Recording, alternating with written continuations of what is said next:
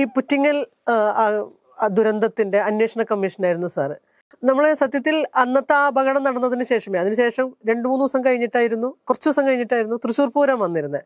അന്ന് ആളുകളുടെ ഭാഗത്തു നിന്നൊക്കെ ഇനി ആ അപകടം മുമ്പിൽ നിൽക്കുമ്പോൾ നടത്തണോ എന്നുള്ള ക്വസ്റ്റ്യൻസ് പോലും ഉയർന്നിരുന്ന ഒരു എത്തിക്കൽ ക്വസ്റ്റ്യൻസ് ഒക്കെ ഉയർന്നിരുന്ന ഒരു സന്ദർഭം കൂടി. അന്നുണ്ടായ ഇതിന്റെ ഗ്രാവിറ്റി വളരെ കൃത്യമായിട്ട് അറിയുന്ന ഒരാളാണ്. എന്താണ് അവിടുത്തെ ഒരു സിറ്റുവേഷൻ, അതിന്റെ അന്വേഷണത്തിൽ കണ്ടെത്തിയ വസ്തുതകൾ എന്താണ്, നിർദ്ദേശങ്ങൾ എന്തൊക്കെയായിരുന്നു? അതൊരു one of the I opening ആയിട്ടുള്ള ഒരു അനുഭവമായിരുന്നു. ഞാനന്ന് ഹൈദരാബാദിലാണ് വർക്ക് ചെയ്തുകൊണ്ടിരുന്നത്. അന്ന് ഞാൻ തലേദിവസം എവിടെയോ ഇൻസ്പെക്ഷൻ അവിടെ പോയിട്ട് അന്നൊരു സൺഡേ ആയിരുന്നു എന്നാണ് എൻ്റെ ഓർമ്മ. രാവിലെ അന്ന് ഞാൻ കിടന്നുറങ്ങിപ്പോയി. മൊബൈൽ ഞാൻ സൈലൻ്റ് ഇട്ടിട്ട് കിടന്നുറങ്ങി. രാവിലെ ഞാൻ അന്ന് എണീറ്റപ്പോൾ തന്നെ 9:30 രാവിലെ എണീറ്റ് ഞാൻ മൊബൈൽ നോക്കി 100ഓളം കോളുകളുണ്ട് എനിക്ക്, ഹൺഡ്രഡ്സ് ഓഫ് കോൾസ്. അതിൽ ചീഫ് കൺട്രോളർ നാഗ്പൂരിൽ നിന്ന് വിളിക്കുന്നുണ്ട്, അങ്ങയുടെ ഒരു 4-5 കോള്. അപ്പം എൻ്റെ ജോയിൻറ്റ് ചീഫ് കൺട്രോളർ ചെന്നൈയിൽ നിന്ന് വിളിച്ചിട്ടുണ്ട്, അവരെല്ലാം വിളിച്ചിരിക്കുന്നു. അപ്പോൾ പിന്നെ ഞാൻ എണീറ്റ് അവർ രണ്ടുപേരും തിരിച്ചു വിളിച്ചപ്പോൾ പറഞ്ഞു, ഇതുപോലെ പരവൂർ എന്ന് പറഞ്ഞ സ്ഥലത്ത് കൊല്ലത്ത് ഒരു ആക്സിഡൻറ്റ് ഉണ്ടായി, 100-ൽ പരം ആളുകൾ മരിച്ചു, നിങ്ങൾ മലയാളിയായിട്ട് നിങ്ങൾ അറിഞ്ഞില്ലേ എന്നോട് ചോദിച്ചു. ഞാൻ അറിഞ്ഞില്ല, I was sleeping, today is a holiday now, so I took some sleep. All right please rush to Trivandrum എന്ന് പറഞ്ഞു. അപ്പം ഞാൻ പിന്നെ അപ്പം തന്നെ നേരെ എയർപോർട്ടിലേക്ക് പോയി. അവിടുന്ന് ടിക്കറ്റ് എടുത്ത് ഞാൻ നേരെ ഇവിടെ എത്തിയപ്പോൾ ഉച്ചയ്ക്ക് 2 മണിയോടെ നേരെ സൈറ്റിലേക്ക് ഞാൻ ചെല്ലുകയാണ്. അന്നേരം അപ്പോഴത്തേക്ക് പ്രൈം മിനിസ്റ്ററൊക്കെ വന്നിട്ട് പോയി കഴിഞ്ഞു. അത് കഴിഞ്ഞപ്പോഴാണ് ഞാൻ ചെല്ലുന്നത്. അപ്പോൾ സൈറ്റിൽ പൊസിഷൻ എന്താണ്? അന്ന് deputy chief controller of explosives ഹൈദരാബാദിലെ ഡെപ്യൂട്ടി ചീഫ് കൺട്രോളറായിരുന്നു, അവിടുത്തെ ഹെഡായിരുന്നു പെസോയുടെ. അപ്പോൾ അവിടെ ചെല്ലുന്നു, നേരെ ഞാൻ ട്രിവാൻഡ്രത്താണ് എയർപോർട്ടിൽ ഇറങ്ങിയത്. എന്നിട്ട് അവിടുന്ന് കാറിൽ ഞാൻ നേരെ സൈറ്റിൽ ചെല്ലുകയാണ്. സൈറ്റിൽ ചെല്ലുമ്പം ലക്ഷക്കണക്കിന് ജനങ്ങളും പോലീസ്, മീഡിയ എല്ലാവരും ഫുള്ളുണ്ട്. അവിടുത്തെ വളരെ സങ്കടകരമായ ബിൽഡിങ്ങുകൾ തകർന്നു കിടക്കുന്നു, പല പടക്കങ്ങൾ അവിടെ എവിടെയും ചിതറിക്കിടക്കുകയാണ് പലതും.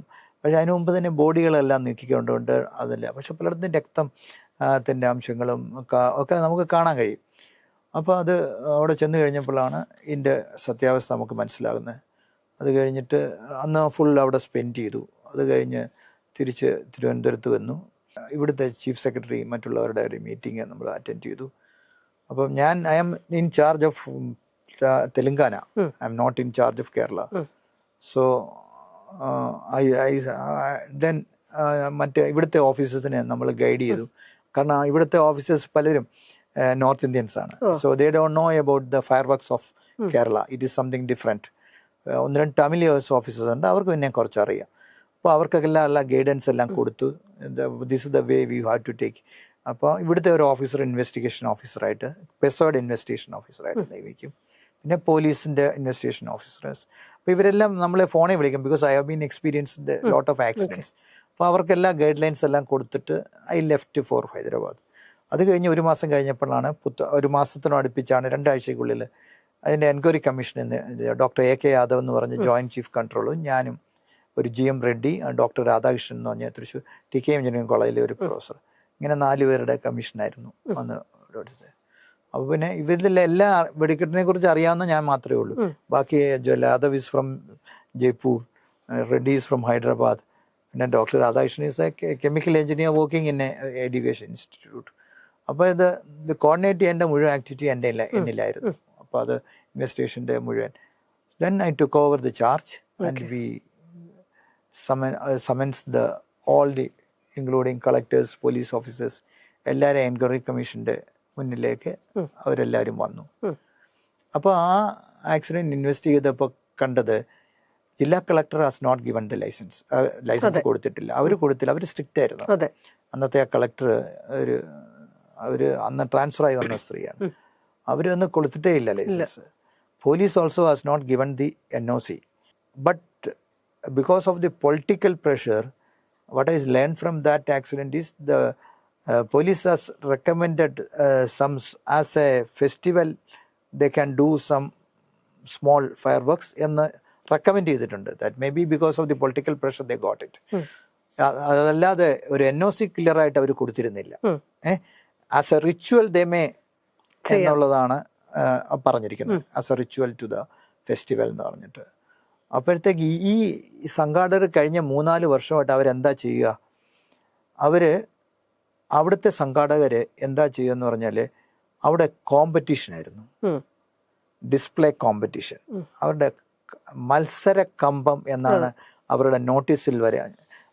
പുത്തങ്കലിൻ്റെ റിപ്പോർട്ടിൽ നിങ്ങൾക്ക് പരിശോധിക്കുമ്പോൾ അതിൻ്റെ അഡ്വർടൈസ്മെൻറ്റിൻ്റെ കോപ്പി വരെ ഞങ്ങൾ അതിനകത്ത് ഇട്ടിട്ടുണ്ട്. അതൊരിക്കലും അനുവദനീയമല്ല. It is not. നമുക്ക് ഒരു കാരണവശാലും മത്സര കമ്പങ്ങൾ ഇല്ല. ഇത് ക്രിക്കറ്റോ ഫുട്ബോളോ ഒന്നും അല്ലല്ലോ. അപ്പോൾ അങ്ങനെ ഒരു വേർഡ് തന്നെ ഉപയോഗിക്കുന്ന തെറ്റാണ്. അപ്പോൾ ഞാൻ അന്വേഷണം ഞങ്ങൾക്ക് മനസ്സിലാക്കി കഴിഞ്ഞ 3-4 വർഷം ഇവരെന്ത് ചെയ്യും, ജില്ലാ കളക്ടർ ലാസ്റ്റ് മിനിറ്റിലാണ് പെർമിഷൻ കൊടുക്കാറുണ്ടായിരുന്നത്. അത് ലാസ്റ്റ് മിനിറ്റ് പലവിധ സേഫ്റ്റി പ്രിക്കോഷൻസ് എടുത്തിട്ടാണ്. കാരണം ഇവിടെ സേഫ്റ്റി ഡിസ്റ്റൻസ് ഇല്ല.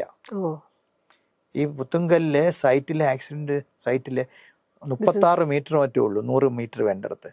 അതിൻ്റെ ഇടയ്ക്ക് തന്നെ പല വീടുകളുണ്ട്, പുതിയ വീടുകൾ വന്നിട്ടുണ്ട്. അവിടെ ഒരു അമ്മയാണ് ആദ്യം കംപ്ലൈൻറ്റ് കളക്ടർക്ക് കൊടുക്കരുതെന്ന് പറഞ്ഞിട്ട്. ആ അമ്മയുടെ കംപ്ലൈൻറ്റ് കയ്യിലിരിക്കുകയാണ്. അതുകൊണ്ട് കളക്ടർ വളരെ സ്ട്രിക്റ്റ് ആയിട്ട് it will not be given എന്ന് പറഞ്ഞിട്ടാണ് എഴുതിയിരിക്കുന്നത്. അവർ വളരെ സ്ട്രോങ് സ്റ്റാൻഡാണ് അവരെടുത്തിരിക്കുന്നത്. പക്ഷേ ഇപ്പുറത്ത് ഭയങ്കരമായ പൊളിറ്റിക്കൽ പ്രഷർ ഈ സംഘാടക കമ്മിറ്റി ഈ പോലീസുകാരിലും മറ്റുമൊക്കെ നടത്തി എന്നാണ് ഞങ്ങൾക്ക് അന്വേഷണത്തിൽ നിന്ന് മനസ്സിലാക്കാൻ സാധിച്ചത്.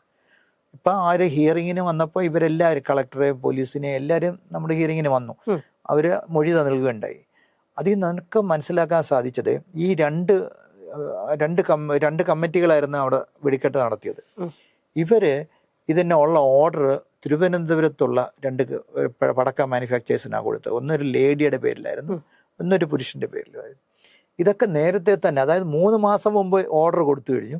അവർ മാനുഫാക്ചറിങ് തുടങ്ങി വിത്തൗട്ട് കളക്ടറുടെ ലൈസൻസ് കിട്ടുമെന്ന് ഉള്ള ഒരു പെർമിഷൻ ഇല്ലാതെ. എന്നിട്ട് ഈ സാധനങ്ങളെല്ലാം ഈ വെടിപ്പുരയിലേക്ക് എത്തിച്ചു. വെടിപ്പുരയ്ക്ക് 45 മീറ്റർ സേഫ്റ്റി ഡിസ്റ്റൻസ് ഒന്നുമില്ല.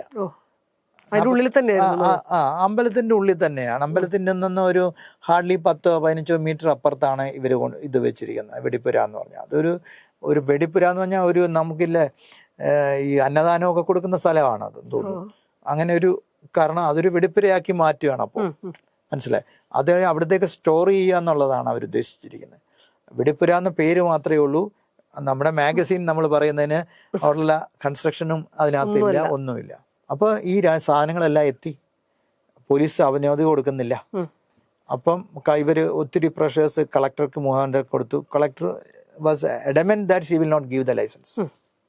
And the ADM, I think I remember that the ADM was written that NOC, the license will not be given. He has written that. അവർ കൊടുക്കാതായപ്പോൾ ഇവരെന്ത് ചെയ്തു, പൊളിറ്റിക്കൽ പ്രഷർ എടുത്തിട്ട് ഈ സാധനങ്ങൾ എല്ലാം എത്തിക്കഴിഞ്ഞല്ലോ. അപ്പം ജനങ്ങൾ ലക്ഷക്കണക്കിനാണ് വന്നത്, 2 lakhs കൂടുതൽ ആളുകളുണ്ടായിരുന്നു. അപ്പോൾ they pressurized the police and started the display. അപ്പോൾ ഡിസ്പ്ലേ ഒരു എൻ്റെ നിന്ന് സ്റ്റാർട്ട് ചെയ്തപ്പോൾ തന്നെ one of the fireworks went and അതിൻ്റെ ഈ നടത്തുന്ന ഒരുത്തൻ്റെ ദേഹത്തങ്ങ് വീണിട്ട് അതിൽ പൊള്ളലേറ്റി ഇയാളെ ഹോസ്പിറ്റലിലേക്ക് കൊണ്ടുപോയി. പോയി കഴിഞ്ഞപ്പോൾ തന്നെ അന്നത്തെ സർക്കിൾ ഇൻസ്പെക്ടർ അനൗൺസ് ചെയ്ത് നിർത്ത്. പക്ഷേ അദ്ദേഹത്തിൻ്റെ വാക്കുകൾ അവർ കേൾക്കണില്ല. അവർ അടുത്ത പാർട്ടിയും സ്റ്റാർട്ട് ചെയ്തു. അടുത്ത പാർട്ടി ഇവരുടെ കഴിഞ്ഞു, അടുത്ത പാർട്ടി സ്റ്റാർട്ട് ചെയ്ത് കഴിഞ്ഞപ്പം അതാണ് തൃശ്ശൂരും ഇങ്ങനെയൊക്കെയുള്ള സ്ഥലങ്ങളും തമ്മിലുള്ള വ്യത്യാസം. തൃശ്ശൂരിലെ ഈ അമ്പല കമ്മിറ്റി, പാറമേക്കാവ് ആയാലും തിരുവമ്പാടി ആയാലും, അവർ വളരെ സിസ്റ്റമൈസ്ഡ് ആയിട്ടാണ് അവരുടെ അവർ ആ പൂരപ്പറമ്പിൽ ഒരു കാരണവശാലും safety is there important thing. അവർ ഒരു കാരണവശാലും, അതായത് ഈ അമിട്ടുകൾ പൊക്കി മുകളിലോട്ട് പോയിക്കഴിഞ്ഞ് അതിൻ്റെ ജ്വാലകളെല്ലാം തന്നെ താഴെ വന്ന് സബ്സ്ട്രേറ്റ് ചെയ്താതെ അവരടുത്ത് എടുത്തുകൊണ്ട് വരത്തില്ല. അത് എടുത്തുകൊണ്ട് വരുന്നത് പോലും അവർ ചാക്ക് വെച്ചൊരു കവർ ഇട്ടിട്ടാണ് അത് എടുത്തുകൊണ്ട് വരുന്നത്. കാരണം എന്തെങ്കിലും കാരണവശാൽ ഒരു പൊരികൾ വന്നാൽ ഇതിൽ വീഴരുതെന്ന് വിചാരിച്ചിട്ട്. ഇവിടെ ഇവർക്ക് അതൊന്നും അറിയത്തില്ല. ഇവരെന്ത് ചെയ്തും ഭയങ്കര ആവേശമാണ്. അവിടെ സൗണ്ടും ബഹളവും ഒക്കെ ആയിട്ടുണ്ട്. ഇവരെന്ത് ചെയ്യും, ഒരെണ്ണം അമിട്ട് കൊണ്ടുവന്ന് ഒരു മോട്ടറിനകത്തോട്ട് ഫിറ്റ് ചെയ്ത് തീ കൊടുക്കുമ്പോൾ തന്നെ അടുത്ത് എടുത്തുകൊണ്ട് വരും. അപ്പോൾ എന്ത് സംഭവിച്ചു എന്ന് പറഞ്ഞാൽ, അതെടുത്തുകൊണ്ട് വരുന്ന ഒരുത്തന്നെ അവൻ്റെ നേരെ ഒരു തിരി വന്ന് ഇതിനകത്തോട്ട് വീഴുന്നു. അപ്പോൾ അവൻ എന്ത് ചെയ്തു, ഇതിനെ എടുത്തൊരൊറ്റ ഏറി കമ്പപ്പുരയിലേക്ക് എറിഞ്ഞു. അവന് ഒരിക്കലും ചെയ്യരുതാത്തതാണ്. കമ്പപ്പുഴ മുഴുവൻ പൊട്ടിത്തെറിക്കുന്നു. പൊട്ടിത്തെറിച്ച് ഈ ഫയർവർക്സ്, ഇതെല്ലാം തന്നെ ഈ കെട്ടിടത്തിൻ്റെ ഓരോ ഭാഗങ്ങളും it went as a missile. അത് ആ കെട്ടിടം മുഴുവൻ പൊട്ടിത്തെറിക്കുകയാണ്. അതിൻ്റെ റൂഫ് RCC റൂഫായിരുന്നു. അപ്പോൾ ആ സിമെൻറ്റ് ബ്ലോക്കുകളാണ് 56 മീറ്റർ 68 മീറ്റർ, ഒരു സ്ത്രീയുടെയൊക്കെ വയറിനകത്തൂടെ കയറിപ്പോവായിരുന്നു. ഇത് ഒരാളുടെ തലകളിലേക്കാണ് സിമെൻറ്റ് കോൺക്രീറ്റ് വന്നത്. 1.2 കിലോമീറ്റർ അകലെ ബൈക്കിൻ്റെ മുകളിൽ ഇരുന്ന ആൾ, അതിൽ വെടിക്കെട്ട് കാണാൻ പോലും വന്നതല്ല, 1.2 കിലോമീറ്റർ അകലെ അവിടെ നിന്ന് അയാളുടെ തലയുടെ മുകളിൽ ഒരു സിമെൻറ്റ് കോൺക്രീറ്റ് ബ്ലോക്ക് വന്ന് വീഴുകയുണ്ടായി. ഓക്കെ, അപ്പം അത്രമാത്രം ഭയാനകമായ ഒരു സിറ്റുവേഷനാണ് അവിടെ ഉണ്ടായത്.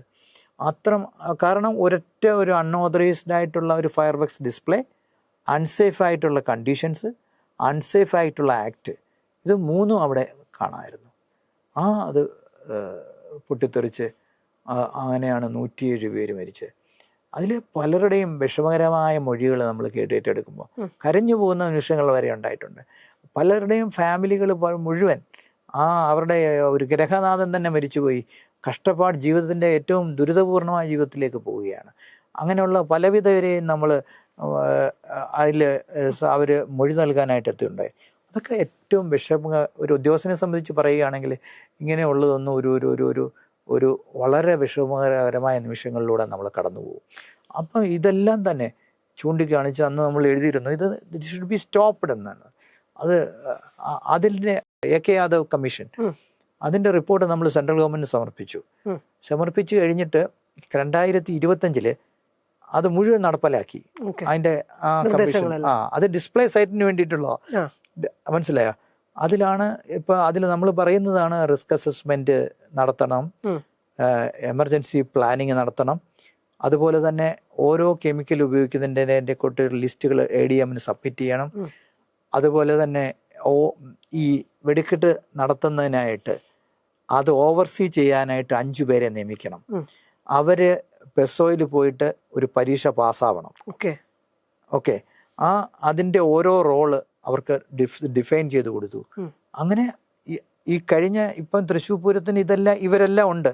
അവർ ഡിസാസ്റ്റർ മാനേജ്മെന്റ് പ്ലാൻ നടത്തി, റിസ്ക് അസസ്മെന്റ് ചെയ്തു, 4 പേരെ അപ്പോയിന്റ് ചെയ്ത് കാണാനായിട്ടുള്ള അവരുടെ ഇന്റർവ്യൂ പെസോ ഓഫീസേഴ്സ് നടത്തി, അവർക്ക് ലൈസൻസ് കൊടുത്തിട്ടുണ്ട്. അപ്പോൾ ഇതെല്ലാം നമ്മൾ നടപ്പിലാക്കി കഴിഞ്ഞിട്ടുണ്ട്. അപ്പോൾ അതുകൊണ്ടാണ് ഇപ്പോൾ സുരക്ഷിതമായിട്ട് വെടിക്കെട്ടുകൾ മുന്നോട്ട് പോകുന്നത് അപകടകരമല്ലാത്ത. അതിനിടയ്ക്ക് ഇക്കാര്യം അവർ മറന്നുപോയി. 2000 മാനുഫാക്ചറിങ് സൈറ്റിലുള്ള കാര്യങ്ങൾ, അതിൻ്റെ സുരക്ഷയുള്ള പാളിച്ചകൾ പറ്റിയിരിക്കുന്നു. അപ്പോൾ അവിടെ സ്ട്രിക്റ്റ് ആക്കാനായിട്ടാണ് ഈ ഫയർ വർക്ക്സ് പാർക്കോ അങ്ങനെയുള്ള കാര്യങ്ങൾ ഗവൺമെൻറ് എടുക്കാതെ ഇത് മുന്നോട്ട് പോവുക അസാധ്യമാവും. കാരണം അത് വളരെ കെയർഫുള്ളായിട്ടുള്ള, വളരെ സ്ട്രോങ് ആയിട്ടുള്ള decision the government has to take. Otherwise, this is going to be a dangerous proposition. We have to take a decision that this cannot be continued forever. അതൊരു ബോൾഡ് ഡിസിഷൻ എടുക്കാനായിട്ട് ഗവൺമെൻറ് തയ്യാറാവണം. അടുത്ത് വരുന്ന ഗവൺമെൻറ്റിൽ new governments are coming, so they should take that the fireworks display should be shifted to the fireworks park. Unauthorized fireworks manufacturing should be banned completely. And അവർ produce ചെയ്യുന്നവർക്ക് qualification ഉണ്ടാവണം, അവർക്ക് അറിയണം ഏത് രാസപദാർത്ഥമാണ് ഉപയോഗിക്കുന്നത്.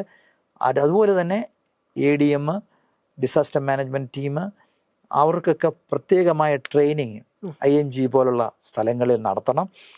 അപ്പോൾ കളക്ടറെയും ADM-നെയും അവരൊക്കെ സ്ട്രിക്റ്റായിട്ട് ഈ ക്ലാസ്സുകളിൽ പങ്കെടുത്ത് എന്താണ്, what is the NOC, what is the production process to be employed, ഇവയൊക്കെ ദേ ഹാവ് ടു ടേക്ക്. അല്ലാതെ ഇതിങ്ങനെ ഇനി മുന്നോട്ട് പോവുകയാണെങ്കിൽ this is going to be a catastrophe. അപ്പോൾ അത് അവസാനിപ്പിക്കാനുള്ള ഏറ്റവും നല്ല ചുമതലയാണ് ഇപ്പോൾ this is the time to do it. The new government which is coming should take an action. Policy decision ആയിട്ട് വന്നില്ലെങ്കിൽ this is going to be another Puttungal or another Paramekkavu or another Tiruvambadi accident may happen. അത് ഇവിടെ നമുക്ക് അവസാനിപ്പിക്കുക എന്നുള്ളതാണ് ഏറ്റവും നല്ലത്. ഈ കഴിഞ്ഞ ദിവസം വിരുദനഗറിൽ വീണ്ടും ഒരു ആക്സിഡന്റ് ഉണ്ടാവുകയും ഒരുപാട് ആളുകൾ മരിക്കുകയും ചെയ്തു. അതെന്തായിരുന്നു അതിന്റെ ഒരു ഇത് തന്നെയായിരുന്നു. ഒരു ഹാളില് അനധികൃതമായിട്ട്, അയാൾക്ക് ലൈസൻസ് പോലും ഇല്ലാത്ത ആളാ, അനധികൃതമായിട്ട് ഒരു ഹോൾ എടുത്തിട്ട് അവിടെ മിക്സിങ്ങും മാനുഫാക്ചറിങ്ങും അവിടെ തന്നെ സ്റ്റോർ ചെയ്യുകയും ചെയ്തു. അപ്പോൾ ഒരിടത്തൊരു ആക്സിഡൻ്റ് ആയാൽ അത് പെട്ടെന്ന് കത്തിക്കയറും. അത് അൺഓതറൈസ്ഡ് ഫയർ വർക്ക്സ്. അത് അവിടുത്തെ പഞ്ചായത്ത് പ്രസിഡന്റ് തന്നെയാണെന്നാണ് കേട്ട ന്യൂസ്. അതിന്റെ ഓണർ. അതിന്റെ ഓണർ. അപ്പം അതൊരു അൺഓതറൈസ്ഡ് ആക്ടിവിറ്റീസ് ആണ്. അത് പൊളിറ്റിക്കൽ ഇതും മറ്റു പ്രഷേഴ്സ് ഒക്കെ കൊണ്ട് അതിങ്ങനെ നടക്കുന്ന. കേരളത്തിലൊന്നും അങ്ങനെ ചിന്തിക്കുക പോലും വേണ്ട, അങ്ങനെ ഒരു ആക്ടിവിറ്റി നടക്കാറില്ല. ഇത് അവിടെ ഇങ്ങനെയുള്ള അൺഓതറൈസ്ഡ് ആക്സിഡൻസ് ആണ് ഏറ്റവും കൂടുതൽ. ഇപ്പം പെസോയുടെ പ്രിമിസസിലുള്ള ആക്സിഡൻസ് വളരെ കുറവാണ്.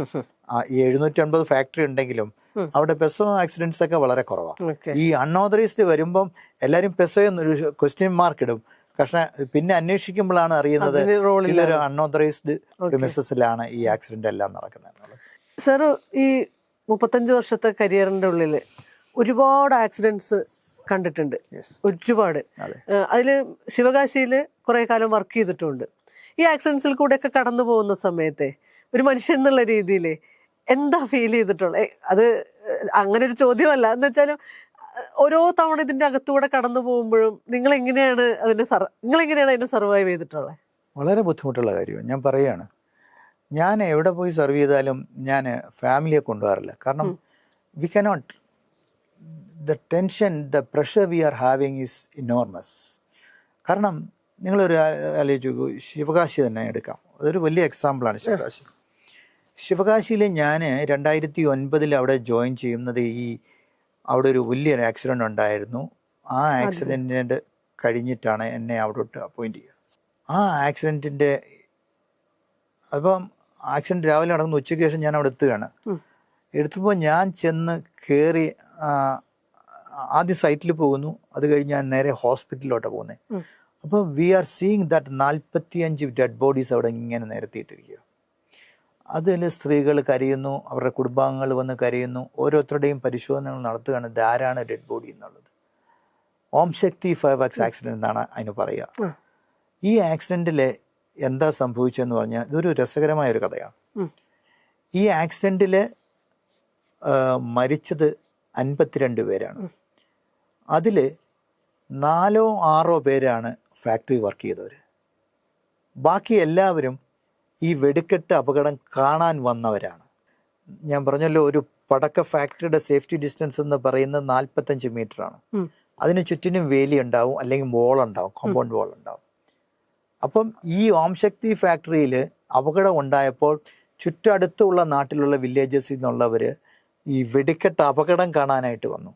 എന്നിട്ട് 52 മീറ്ററിൽ അവർ നിന്ന് കണ്ടുകൊണ്ടിരിക്കുമ്പോൾ ഒരു പെല്ലറ്റ് ഷെഡ് എന്ന് പറഞ്ഞിട്ടുണ്ട്. അതായത് ഏരിയൽ ഐറ്റംസിൽ പെല്ലറ്റ്സ് ഉണ്ട്, അത് മാനുഫാക്ചർ, ഗൺ പൗഡറും ഒക്കെ ഉള്ള ഒരു സാധനമാണ്. അതിൽ കുറച്ചുകൂടെ സാന്ദ്രത കൂടുതലുള്ള കെമിക്കലാണ്. അതിനകത്ത് കുറച്ച് കെമിക്കൽസ് വളരെ ശക്തി ഉള്ള ഒരു കെമിക്കൽസാണ്. ഈ പെല്ലറ്റ് റൂഫ് അതങ്ങോട്ട് ബ്ലാസ്റ്റ് ചെയ്തു ഇവർ, ഈ ആളുകൾ വന്ന് നിന്ന സമയത്ത്. അതിൻ്റെ റൂഫിനിങ്ങിൻ്റെ RCC റൂഫാണ്. അതിൻ്റെ പാർട്ടുകൾ വന്ന മിസൈൽ പോലെ ഈ ആളുകളുടെ 52-60 മീറ്റർ നിൽക്കുന്നവരുടെ ദേഹത്തേക്ക് വന്ന് കുത്തിക്കയറിയാണ് ഇവരെല്ലാം മരിച്ചിരിക്കുന്നത്. അതായത് 52 പേര് മരിച്ചതിൽ 48 പേര് മരിച്ചത് വെളിയിൽ ഈ അപകടം കാണാനായിട്ട്. അവിടെയാണ് ഡിസാസ്റ്റർ മാനേജ്മെൻറ്റ് പ്ലാൻ വരേണ്ടത്. ഒരു ജില്ലാ കളക്ടറുടെ ഡിസാസ്റ്റർ മാനേജ്മെൻറ്റ്. അത് കഴിഞ്ഞിട്ട് ഇപ്പോൾ അവിടെ ഒരു അപകടം ഉണ്ടാവുകയാണെങ്കിൽ പോലീസ് ആദ്യം ആളുകളെ വിരട്ടി ഓടിക്കുക ചെയ്യുക. ബിക്കോസ് ഇതൊരു അവർക്കൊരു ലെസൺ ആയിരുന്നു. അപ്പം ഞാൻ പറഞ്ഞത്, ഈ പെല്ലറ്റ് ഷെഡ് ബ്ലാസ്റ്റ് ആയതോടുകൂടി ഓൾ ദി സിമെൻറ്റ് പാർട്ടിക്കിൾസ്, അതായത് RCC റൂഫ്സ്, ചില വാതിലുകളൊക്കെ ഈ പലകൾ വന്ന് തൊടയിൽ കുത്തിക്കയറിയത് വരെ ഞാൻ കണ്ടിട്ടുണ്ട് ബോഡിയിൽ പലരുടെയും. അതെല്ലാവരും അവരുടെ പോസ്റ്റ്മോർട്ടം റിപ്പോർട്ട് പരിശോധിക്കുകയാണ്. Not because of burn injuries, all this because of this missile effect of the rocks. അങ്ങനെ വന്ന് ഇതൊക്കെയാണ്. ഇതൊരു വലിയൊരു ലെസണായിരുന്നു. അപ്പോൾ ഞാൻ അന്ന് അവിടെ ജോയിൻ ചെയ്യുമ്പോൾ 65 ആക്സിഡൻറ്റ്സ് പെർ ഇയർ ആണ്. 800 ഫാക്ടറികളിൽ 65 ആക്സിഡൻറ്റ്സ് പെർ ഇയർ വരുമ്പം അതൊരു വലിയ തിരക്കായിരുന്നു. അതൊരു വലിയൊരു. അപ്പോൾ ഇതിനെങ്ങനെ സോൾവ് ചെയ്യാമെന്നായിരുന്നു. അവിടെ ഇവരുടെ അസോസിയേഷൻ ഉണ്ട്, ടാൻഫാമ എന്ന് പറഞ്ഞൊരു ഒരു association. They are very strong association with members. അപ്പോൾ അവരുമായിട്ട് മീറ്റിംഗ് വിളിച്ചുകൂടി അടുത്ത ദിവസം. അപ്പോൾ അവരോട് സംസാരിച്ചു, നിങ്ങളിത് എന്തുകൊണ്ട് നമുക്കിതെന്ന് അവസാനിപ്പിക്കാനുള്ള നടപടികൾ നമുക്ക് സ്വീകരിക്കണ്ടേ, എങ്ങനെ അത് നടത്താം. അവരുടെ അഭിപ്രായങ്ങൾ കേട്ടു. ഞങ്ങൾ അവർ പോസിറ്റീവായിട്ട് സംസാരിക്കുന്നവരെല്ലാവരും തന്നെ. അങ്ങനെ ഞങ്ങളൊരു ഗവൺമെൻറ് ഒരു തീരുമാനം എടുത്തു. അതായത് with PESO and the district collector we take a decision that we will inspect all the factories jointly. അപ്പം എല്ലാ ഡിപ്പാർട്ട്മെൻറ്റും കൂടെ. അതെ. അപ്പോൾ പെസോയുടെ ഒരു ഓഫീസർ ഉണ്ടാവും, പൊല്യൂഷൻ കൺട്രോൾ ഒരു ഓഫീസർ ഉണ്ടാവും, ഫാക്ടറി ഇൻസ്പെക്ടറുടെ ഒരു ഓഫീസർ ഉണ്ടാവും, കളക്ടറുടെ ADMO RDOയോ വില്ലേജ് ഓഫീസർ വരെ ആരെങ്കിലും ഒരാളുണ്ടാവും, പോലീസിൻ്റെ ഒരാളുണ്ടാവും, സർക്കിൾ ഇൻസ്പെക്ടർ റാങ്കിലുള്ള ഒരു പോലീസ് ഓഫീസർ. ഇവർ 5 പേര് ഒന്നിച്ചു പോകും. അപ്പോൾ ഈ 750 ഫാക്ടറി വേണമെങ്കിൽ പെസോയ്ക്ക് ആകെ കൂടി 4 ഓഫീസറേ ഉള്ളൂ അവിടെ. അപ്പം ഞങ്ങൾ ഇന്ത്യയിൽ ഒട്ടാകെ ഉള്ളവരെ ഇങ്ങോട്ട് പൂൾ ചെയ്തിട്ട് ഇവിടുന്ന് വിളിച്ചിട്ട് എല്ലാ ഈ 750 ഫാക്ടറിയും ഒരു 4 മാസം കൊണ്ട് ഇൻസ്പെക്ട് ചെയ്തു. അപ്പോൾ അവിടെ ഞങ്ങൾ കണ്ടത് ഭയാനകമായ പല കാര്യങ്ങൾ കണ്ടു. വയലേഷൻസ്. അതായത് ഒരു ഫാക്ടറി, അപ്പോൾ ഞാൻ പോകാറില്ല, എൻ്റെ ഓഫീസ് ജൂനിയർ ഓഫീസേഴ്സാണ് പോവുക, ഞാൻ ഹെഡ് ഓഫ് ഓഫീസാണ്. അപ്പോൾ അവിടെ കണ്ട ഒരു കാര്യം എന്ന് പറഞ്ഞാൽ, ഈ അവിടെ ചെല്ലുമ്പോൾ ഒരു ഫാക്ടറിയിൽ അവർ കണ്ടത് മിക്സിംഗ് ഷെഡും എല്ലാം 18 മീറ്റർ വേണ്ടതാണ്. അവരെന്ത് ചെയ്തിരിക്കുന്നു, ആ ഫാക്ടറിയുടെ തൊട്ടടുത്ത് ഒരു വലിയ സ്കൂൾ ബിൽഡിംഗ് എടുത്തിരിക്കുക. അത് പഴയ സ്കൂളായിരുന്നു, അവിടെ ഇപ്പം ഇല്ല. അതിനെ ഒരു ഹോളാക്കും. എന്നിട്ട് മിക്സിങ് ഒരിടത്ത് നടത്തും, മാനുഫാക്ചറിങ് ഒരിടത്ത് നടത്തും, ഡ്രൈയിങ് മാത്രം വെളിയിൽ വലിയ റൂമിൻ്റെ അകത്ത് നടത്തും. അങ്ങനെയുള്ള ലൈസൻസുകൾ ഒരു ഗ്യാപ്പും ഇല്ലാതെ. അപ്പോൾ എൻ്റെ ഓഫീസേഴ്സ് തിരിച്ച് ഉച്ചയ്ക്ക് രാവിലെ പോവും, വൈകുന്നേരം അവർ തിരിച്ച് റിപ്പോർട്ടുമായിട്ട് വരുമ്പോൾ എന്നെ പ്രസൻറ്റ് ചെയ്യും എനിക്ക് ഇതെങ്ങനെയാണെന്ന്. അപ്പോൾ ഈ കളക്ടർ എല്ലാവരും ഒപ്പിട്ടിട്ടുള്ള റിപ്പോർട്ടാണ്. അന്ന് തന്നെ ഞങ്ങൾ ക്യാൻസൽ ചെയ്ത് കളഞ്ഞു ആ ലൈസൻസ് എല്ലാം. അങ്ങനെയുള്ളവരുടെ ലൈസൻസ് അവർക്കൊരു നോട്ടീസ് പോലും കൊടുത്തില്ല. We terminated, we cancel the licence. അന്ന് മലയാളിയായ ഒരു തോമസ് ആയിരുന്നു ചീഫ് കൺട്രോളർ ഓഫ് എക്സ്പോർട്സ്. അപ്പോൾ നമ്മൾ ഫോൺ ചെയ്ത് പറയും വി ആർ പ്ലാനിങ്, ചീഫ് അദ്ദേഹത്തിൻ്റെ പെർമിഷൻ എടുക്കണമല്ലോ. അപ്പോൾ നമ്മൾ പറയും this is a major violation, what you should. He will tell cancel the licence without giving show cause notice. Because that is we will fight at the court എന്ന് പറയും. അവരാരും കോർട്ടിൽ പോകില്ല, കാരണം അവർക്കറിയാം this is a violation, full major. Because it has been captured not by the PESO officer only, it is by the police administration. ഇവരെല്ലാവരും കൂടെ ഉള്ള ഒരു റിപ്പോർട്ടാണ്. അപ്പോൾ അവന് പിടിച്ചിരിക്കാനൊക്കത്തില്ല. So that was that. അങ്ങനെ 2-3 ഞങ്ങൾ ക്യാൻസൽ ചെയ്തു. അത് that made ripples among this എല്ലാവരിലും ദേ മെയ്ഡ്. അപ്പം they way come to the points. അവരത് നിർത്തി. അവർ അങ്ങനെയുള്ള കാരണം ആ പരിപാടി അവർ അവിടെ നിർത്തി. അപ്പോൾ തന്നെ എല്ലാ ഈ ഫാക്ടറികളും 3-4 മാസം കൊണ്ട് ഞങ്ങൾ ഇൻസ്പെക്ട് ചെയ്തു. അതോടുകൂടി അതൊരു വലിയൊരു ഓളം ഉണ്ടാക്കി അവിടെ ഇടയിൽ. അത് കഴിഞ്ഞിട്ട് ഞാൻ ഇവരുമായിട്ട് പിന്നെയും സംസാരിച്ചു. അവർ ഈ ടാൻഫാമ അസോസിയേഷൻ വളരെ നല്ല ആൾക്കാരാണ്. അവരുമായിട്ട് സംസാരിച്ചിട്ട് നമ്മൾ പറഞ്ഞു ഞങ്ങളൊരു സേഫ്റ്റി അവയർനെസ് പ്രോഗ്രാം നടത്തി ഒരാഴ്ചത്തേക്ക്. അതൊരു വലിയ പ്രോഗ്രാമായിരുന്നു. ആ പ്രോഗ്രാം എന്ന് പറഞ്ഞാൽ അത് നിങ്ങളെ എല്ലാ പുതിയ തലമുറയിലെ യങ്സ്റ്റേഴ്സ് കേൾക്കേണ്ട ഒരു കഥയാണ്. അതെന്ന് പറഞ്ഞാൽ ഒരു 7 ദിവസത്തേക്കാണ് ആ പ്രോഗ്രാം ഞാൻ ചെയ്തത്. ആദ്യത്തെ ദിവസം തൊട്ട് അത് അവിടുത്തെ MP ആണ് ആ പ്രോഗ്രാം ഇനാഗ്രേറ്റ് ചെയ്തത്. അന്നത്തെ MP മാണിക്യം ടാഗൂർ എന്നൊരു MP, ഇപ്പം അദ്ദേഹം കോൺഗ്രസിൻ്റെ MP ആണ്. അത് ഇപ്പോഴും ഉണ്ട്, ഇപ്പോഴും മെമ്പർ ഓഫ് പാർലമെൻ്റ് ആണെന്ന് എൻ്റെ ഓർമ്മ. അദ്ദേഹം ആണ് ആ പ്രോഗ്രാം ഇനാഗ്രേറ്റ് ചെയ്ത്. എന്നിട്ട് ഞങ്ങൾ ഫസ്റ്റ് ഡേയിലോട്ട് 7 ദിവസവും IIM Trichy, Cochin university of science and technology, മറ്റുള്ള IIMസിലെ പ്രൊഫസർമാരെ കൊണ്ടുവന്ന് ഈ ഉറങ്ങിക്കിടന്ന ഡയറക്ടർമാരുണ്ട് ഈ ഫാക്ടറികളുടെ, ദേ ആർ സൈലന്റ്. ഇവരെ എല്ലാം ഞങ്ങൾ അവിടെ ഒരു ഹാളിൽ കൊണ്ടുവന്നിട്ട് മാനേജ്മെൻറ്റ് ആക്സിഡൻറ്റ് പ്രിവെൻഷനെ കുറിച്ചുള്ള ക്ലാസ്സുകൾ എടുത്തു 7 ദിവസവും. അപ്പോൾ 7 ദിവസവും പല ഫാക്കൾട്ടിയാണ് വരുന്നത്. ഇപ്പോൾ പെസോയുടെ റിട്ടയർഡ് ഓഫീസർമാർ വരും, IIMകാർ വരും, കൊച്ചിൻ യൂണിവേഴ്സിറ്റിയിലുള്ള ഒരു science and technology safety engineering department അവിടെ നിന്നുള്ളവർ വരും. അത് ദ പ്രിൻസിപ്പിൾസ് ഓഫ് സേഫ്റ്റി അതായിരുന്നു കൊടുത്തത്. അപ്പം അതിൽ വന്ന് ഇവിടെ ഒപ്പിടണം. ഈ ഡയറക്ടർമാർ, ഈ ഉറങ്ങിക്കിടക്കുന്ന ഡയറക്ടർമാരെ എല്ലാം പൊക്കിക്കൊണ്ടുവരും. ഇല്ലെങ്കിൽ അന്ന് ഞങ്ങൾ വിളിക്കും, എന്തുകൊണ്ട് നിങ്ങൾ വന്നില്ല. ഒരു കമ്പനിയുടെ ഒരു ഡയറക്ടർ കർശനമായിട്ട് വന്നിരിക്കണം. അപ്പം പ്രിൻസിപ്പിൾസ് ഓഫ് സേഫ്റ്റി അവരിലേക്ക് അടിച്ചേൽപ്പിക്കാനായിരുന്നു ഞാനത് ചെയ്തത്. രണ്ടാമത്തത് ഞാൻ ചെയ്തതെന്ന് പറഞ്ഞാൽ ഒരു 14 ടീമുണ്ടാക്കി ഞാൻ. അതായത് ഈ വിരുദനഗർ ഡിസ്ട്രിക്റ്റിൽ 14 എഞ്ചിനീയറിംഗ് കോളേജ് ഉണ്ട്. 14 ആർട്സ് ആൻഡ് സയൻസ് കോളേജും 7 എഞ്ചിനീയറിംഗ് കോളേജും ഉണ്ട്. ഓക്കെ. അവിടുത്തെ കെമിസ്ട്രി ഫിസിക്സ് സാറന്മാരെ കൊണ്ടുവരും. പെസയുടെ ഒരു ഉദ്യോഗസ്ഥനുണ്ടാകും ഒരു ടീമിൽ. പിന്നെ എഞ്ചിനീയറിംഗ് കോളേജിലെ മെക്കാനിക്കൽ കെമിക്കൽ ഡിപ്പാർട്ട്മെൻറ്റിലെ പ്രൊഫസർമാർ. ഇവരെ 14 ടീമുണ്ടാക്കി. 14 വണ്ടിയിൽ ഇവർ ഈ വിരുദനഗർ മധുര ജില്ലയിലെ ഓരോ ഫാക്ടറിയുടെ ക്ലസ്റ്റർ എടുത്തിട്ട് അവിടെ പോകും. എന്നിട്ട് എന്താണ് കെമിക്കൽ അവർ ക്ലാസ് എടുക്കും. അവരെ ഒരു വില്ലേജിൽ നാട്ടുകാരെ, കാരണം ആ ഫാക്ടറിയിലുള്ള വർക്കേഴ്സിനെ, അപ്പോൾ എല്ലാ ഫാക്ടറിക്കും നിർദ്ദേശം കൊടുത്തിട്ടുണ്ട്. അവരുടെ സൂപ്പർവൈസർ തൊട്ട് മെയിൻ വർക്കേഴ്സ്, ഒരു ഫാക്ടറിയിൽ 100 എംപ്ലോയി ഉണ്ടെങ്കിൽ അതിൽ 30-35 പേർ ഇതിൽ ട്രെയിനിങ് എടുത്തിരിക്കണം. അപ്പോൾ ഇവരെല്ലാവരും കൂടെ ക്ലസ്റ്ററായിട്ട് ഒരിടത്ത് വരും. അപ്പോൾ ഒരു ഏരിയയിൽ ഒരു വില്ലേജിൽ ചെന്ന് കഴിഞ്ഞാൽ ഒരു 15 ഫാക്ടറി ഉണ്ടാവും. അപ്പോൾ 15 ഇടത്തേക്കും വന്ന് 200-300 പേർക്ക് ഇവർ ഒരു പവർ പോയിന്റ് പ്രസൻറ്റേഷൻ കാണിച്ചു കൊടുക്കും. ഇതെന്താണ് രാസപദാർത്ഥം, ഇതിൻ്റെ ഡിസാസ്റ്റർ മാനേജ്മെന്റ് എന്താണ്. 1 മണിക്കൂർ 2 മണിക്കൂർ ക്ലാസ്സാണ്. എന്നിട്ട് അടുത്തടുത്തേക്ക് പോകുന്നു. അങ്ങനെ 7 ദിവസവും ഈ 14 ടീം നടന്നു. 1,25,000 പേർക്ക് ട്രെയിനിങ് കൊടുത്തു 7 ദിവസം കൊണ്ട്.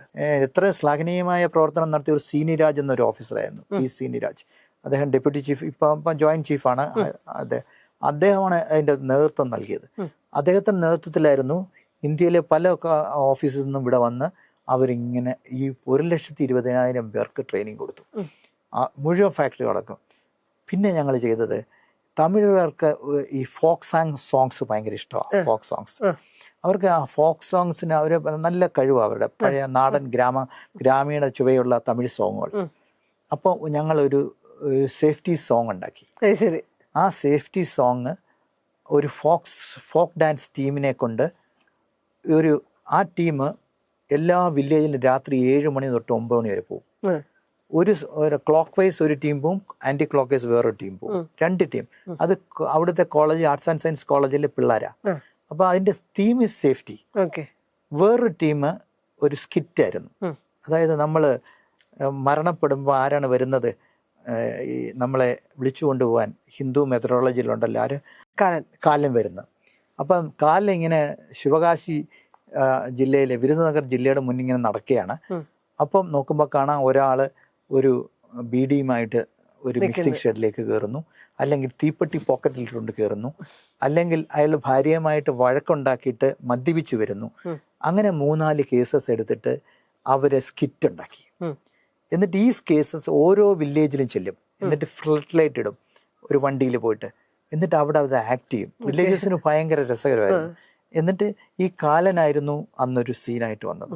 എന്നിട്ട് ഇവര് അപ്പോൾ ഒരു ടീം ഫോക്ക് ഡാൻസുമായിട്ട് പോകുന്നു, മറ്റേ ടീം ഈ സൈഡിൽ ഇങ്ങനെ വരുന്നു. അപ്പം ഇങ്ങനെ ഞങ്ങൾ 7 ദിവസം. അപ്പോൾ ചിലയിടത്ത് ഞാൻ രാത്രി 10 മണിക്ക് ഞാൻ ചെല്ലും. ഞാനും അവിടെ ഇരുന്ന് അവരോടൊപ്പം, ഫാക്ടറി ട്രാൻസ്ഫാർമയുടെ ഓഫീസ് അംഗങ്ങളും ഞങ്ങളെല്ലാവരും പോയിരുന്നു അവരോടൊപ്പം. ഞാൻ അത്ഭുതപ്പെട്ടു. 300 ആളുകൾ വരെ ഇരിക്കും. ഈ വില്ലേജസ് മുഴുവൻ വരും. അത് കളർഫുൾ ആയ ലൈറ്റൊക്കെ ഇട്ടാണ് നമ്മൾ ചെല്ലുന്നത്. അപ്പോൾ ഈ കുട്ടികളാണ്, ആർട്സ് ആൻഡ് സയൻസ് കോളേജിലെ വിദ്യാർത്ഥിനികളാണ് ഇതിലെ ആക്ടേഴ്സ് എല്ലാം. അവർ കളർഫുൾ ഡ്രസ്സൊക്കെ ഇട്ട് വരുമ്പം അതൊരു എന്താ പറയുക, ഷോ കൂടിയാണ്. അങ്ങനെ സുരക്ഷയെക്കുറിച്ചുള്ള ഇത് നടത്തി. അതോടൊപ്പം വൈകുന്നേരങ്ങളിൽ painting competition and quiz competition, ഇതുമായി ബന്ധപ്പെട്ട അത് വൈകുന്നേരങ്ങളിൽ കോളേജുകളിൽ നടക്കും. അപ്പൊ എല്ലാ ഫാക്ടറിയിൽ നിന്നും ഇവർ വരും. പെയിന്റിംഗ് കോമ്പറ്റീഷനിൽ പങ്കെടുത്ത്, തീം ഈസ് സേഫ്റ്റി, സുരക്ഷയാണ് തീം. പെയിന്റിംഗ് കോമ്പറ്റീഷൻ നടത്തി. ക്വിസ് കോമ്പറ്റീഷൻ 760 ടീം പങ്കെടുത്തു ക്വിസ് കോമ്പറ്റീഷനിൽ. അത് റിട്ടേൺ എക്സാം ആക്കിയിട്ട് 36 പേരെ ക്വാർട്ടർ ഫൈനലിൽ കൊണ്ടുവന്നു. അതിൽ നിന്നും 16 പേരെ സെമിയിൽ കൊണ്ടുവന്നു. അതിൽ നിന്ന് 6 പേരെ ഞാൻ ഫൈനലിൽ കൊണ്ടുവന്നു. ഫൈനൽ ക്വിസ് ഞാൻ നടത്തി. ക്വിസ് കോമ്പറ്റീഷൻ, ക്വിസ് മാസ്റ്റർ ആണ് ഞാൻ. അപ്പോൾ അത് ഞാൻ ചെയ്തു.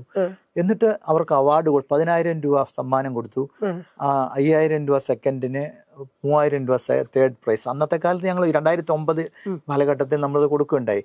എന്നിട്ട് ക്വിസ് കോമ്പറ്റീഷൻ ലാസ്റ്റ് വൺ ഡേയിൽ ഞങ്ങൾ ഒരു രംഗോളി കോമ്പറ്റീഷൻ ഒരു ഗ്രൗണ്ടിൽ വെച്ച് നടത്തി, വിമൻസിന് മാത്രം. അത് തീം സേഫ്റ്റിയാണ്. അത്ഭുതപ്പെടട്ടെ, 600 ടീമോളം അന്ന് പാർട്ടിസിപ്പേറ്റ് ചെയ്തെന്ന് എൻ്റെ ഓർമ്മ. ഈ 700 പേരിൽ അന്ന് ആലോചിച്ച്, ഒരു ഗ്രൗണ്ട് നിറയെ അതിൻ്റെ ഒരു റണ്ണിങ് ട്രാക്ക് ഉണ്ടായിരുന്നു. ആ ഗ്രൗണ്ടിൻ്റെ ആ ട്രാക്ക് മുഴുവൻ ലേഡീസ് ഇരിക്കുകയാണ്. ഒരു ടീമിന് 2 പേര് പാർട്ടിസിപ്പേറ്റ് ചെയ്യാം. അപ്പോൾ സ്റ്റാൻഡേർഡ് ഫയർവർക്സ് എന്നൊരു കമ്പനിയുടെ 2 പ്രതിനിധി ഉണ്ടാവും. അവർക്ക് 10 ഫാക്ടറി ഉണ്ടാവും. അപ്പോൾ ഓരോ 10 ഫാക്ടറിയിൽ നിന്ന് ആളുകൾ വന്നിരിക്കുക, ആ സ്ത്രീകൾ. അപ്പോൾ സുരക്ഷയാണ്, നമ്മൾ ബാങ്കിലൂടെ അനൗൺസ് ചെയ്യും, സുരക്ഷയാണ് നിങ്ങളുടെ ഫാക്ടറി, നിങ്ങളൊരു രംഗോളി ഉണ്ടാക്കുക. അപ്പോൾ അതോടൊപ്പം തന്നെ ഒരു ദിവസം നമ്മളെല്ലാ തഹസിൽദാർമാർക്കും വില്ലേജ് ഓഫീസർമാർക്കും ഡിസാസ്റ്റർ മാനേജ്മെന്റിനെ കുറിച്ച് ക്ലാസ് കൊടുത്തു. അതായത് ഡിസാസ്റ്റർ മാനേജ്മെന്റിൽ ഈ പ്രശ്നം വന്നതുകൊണ്ട് ഈ ജനങ്ങൾ കൂടി വരുന്നുണ്ടല്ലോ, ഇവിടേക്ക് ഒരു അപകടം ഉണ്ടാവും, അത് തടയാനായിട്ട് എന്താണ് ഡിസാസ്റ്റർ മാനേജ്മെന്റ് പ്ലാൻ, എങ്ങനെ ചെയ്യണമെന്നുള്ളതിനെ കുറിച്ച്. അപ്പോൾ ഇത് ഒരു ജനകീയ മൂവ്മെന്റ് ആയിരുന്നു. അപ്പോൾ എനിക്കൊരു ആഗ്രഹം ഉണ്ടായിരുന്നു, ഈ തമിഴർക്ക് ഫിലിം സ്റ്റാർസിനെ ഭയങ്കര ഇഷ്ടമാണ്. ഒരു ദിവസം ഒരാളെ കൊണ്ടുവരണമെന്ന് ആഗ്രഹം ഉണ്ടായിരുന്നു. പക്ഷെ ഞങ്ങൾക്ക് ഫണ്ട് ഇല്ലാതായിപ്പോയി. കാരണം അദ്ദേഹം 1,00,000 രൂപ ഞങ്ങളോട് ചോദിച്ചു, ആ ഫിലിം സ്റ്റാർ ഒരു ദിവസം വന്നിട്ട് അവരോടൊപ്പം നിന്ന് വർത്താനം പറയാനായിട്ട് ഒരു ഹാളിൽ. പക്ഷെ നമുക്ക് ആ ഫണ്ട് ഇല്ലാത്തതുകൊണ്ട് നമ്മളിത് നടത്താനൊത്തില്ല. പക്ഷേ I will proudly say that 1,00,000 ഞങ്ങൾ കണക്കെടുത്തായിരുന്നു, 1,46,000 തൊഴിലാളികൾ ഇത് ചെന്നു. ഇത് വളരെ മാസീവ് മൂവ്മെന്റ് ആയിരുന്നു. ഇതിനൊരു മാസീവ് മൂവ്മെന്റ് ആയിരുന്നു. അത് റെക്കോർഡഡ് ആണ് ഞങ്ങളുടെ ഈ മൂവ്മെന്റ്. ആദ്യത്തെ ദിവസം ഞാൻ പറഞ്ഞല്ലോ, എല്ലാ ദിവസവും ഈ ട്രെയിനിങ് പ്രോഗ്രാം IIM, കുസാറ്റ് അങ്ങനെയുള്ളവരുടെ ഉണ്ടായിരുന്നു. അതോടൊപ്പം തന്നെ ഞങ്ങളൊരു പരിപാടി ചെയ്തു, എല്ലായിടത്തും സേഫ്റ്റി ഫ്ലാഗ് ഹോസ്റ്റ് ചെയ്യണം, അത് എല്ലാ ഫാക്ടറികളിലും. എന്നിട്ട് അവരൊരു സേഫ്റ്റി പ്ലഡ്ജ് എടുക്കണം. അതായത് ഞാൻ സുരക്ഷിതമായിട്ട് ചെയ്യും, എക്സ്പ്ലോസീവ് റൂൾ അനുസരിച്ച് മാത്രമേ ഞാൻ ചെയ്യത്തുള്ളൂ, അതിലൊരു കാരണവശാലും ഞാൻ അതിൽ നിന്ന് വ്യതിഗതയിലേക്ക് ഇല്ല. എന്നിട്ട് ആ സേഫ്റ്റി പ്ലഡ്ജിന്റെ താഴെ ഇവരെല്ലാവരും സൈൻ ചെയ്യും, ഉടമ തൊട്ട് തൊഴിലാളി വരെ, അവിടെ ഗേറ്റ് കീപ്പർ വരെ. സൈൻ ചെയ്യാൻ അറിയാത്ത അക്ഷരാഭ്യാസമുള്ള ഒരു തമ്പ് ഇംപ്രഷൻ ചെയ്തിരിക്കണം. അതിന്റെ അടിയിൽ എൻ്റെ ഓഫീസേഴ്സ് സൈൻ ചെയ്യും. ഞാൻ ഉൾപ്പെടെ സൈൻ ചെയ്ത പലതും നിങ്ങൾക്ക് ശിവകാശ് ചെല്ലെങ്കിൽ ആ സേഫ്റ്റി പ്ലഡ്ജിന്റെ അതിന്റെ ഫ്രണ്ടിൽ കാണും, അന്നത്തെ കാലത്ത് നടത്തിയത്. കാരണം അത് മനസ്സിലേക്ക്, അവരുടെ ഉള്ളിലേക്ക് ചെന്നു എന്നാണ് എനിക്ക് സാധിച്ചത്. അത്ര ഒരു മാസീവ് മൂവ്മെന്റ് ആയിരുന്നു അത്. ഒരിക്കലും ഇത്രയും ഒരു മാസീവ് മൂവ്മെന്റ് നടന്നതായിട്ട് എനിക്കറിയില്ല. കാരണം അത്രമാത്രം ജനങ്ങളുമായിട്ട് ഒരു ഉദ്യോഗസ്ഥർ ബന്ധപ്പെട്ട് നടത്തിയ അതിന്റെ പ്രതിഫലനം ഞങ്ങൾ കണ്ടു. 64 എന്ന നെക്സ്റ്റ് വർഷങ്ങളിൽ ഞാൻ പോരുമ്പോൾ എൻ്റെ ഉദ്ദേശം ഡ്രൈവ് ടു 0 ആയിരുന്നു. പക്ഷെ 4 ആക്സിഡന്റ് ലാസ്റ്റ് ഉണ്ടായി. ആ ഡ്രൈവ് ടു 0 എത്തിയില്ലെങ്കിലും 4ലേക്ക് എത്തിക്കാൻ എനിക്ക് സാധിച്ചു. എത്ര വർഷമാണ് അവിടെ ഉണ്ടായിരുന്നത്? 3 വർഷം. 3-ാം വർഷം ഞാൻ അവിടുന്ന് ജയ്പൂരിലേക്ക് ഹെഡായിട്ട് ഞാൻ പോകുമ്പോൾ 4 ആക്സിഡന്റിലേക്ക് എനിക്ക് കൊണ്ടുവരാൻ സാധിച്ചു. അതാണ് ജീവിതത്തിൽ ഏറ്റവും ചാരിതാർത്ഥ്യമുള്ള ഒരു നടപടി. അതായിരുന്നു ഇത്ര 1,28,000 പേരിലേക്ക് ഇത് എത്തിക്കാൻ എത്തിച്ചു. 1,40,000 പേര് ഇതിൽ പങ്കെടുത്തു. അത് അത്രയും ട്രെയിനിങ് നടത്താനെത്തിയോ, അത്രയും രംഗോളി കോമ്പറ്റീഷനും ക്വിസ് കോമ്പറ്റീഷനും എല്ലാം ഇതിലേക്ക് അവരുടെ മനസ്സിനുള്ളിലേക്ക് ഇത് കൊണ്ടുവരാൻ സാധിച്ചു എന്നുള്ളതാണ് ഏറ്റവും കൃതാർത്ഥമായിട്ട് എനിക്ക് തോന്നുന്നത്.